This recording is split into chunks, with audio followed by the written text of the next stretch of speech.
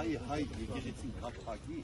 հայ կամտին հայ եկեղեցին պրծենք մենք մեր եկեղեցին։ Սա մեր տունը, դրախտն է, որտեղ Աստված է բնակվում։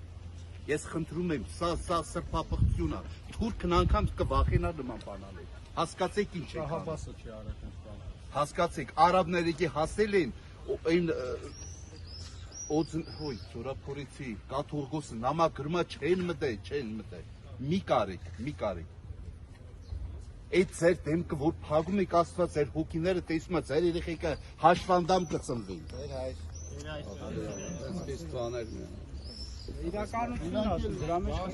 չկա։ Մարդը եթե չգիտի, պետք է լուսաբանը քրիստոնյաները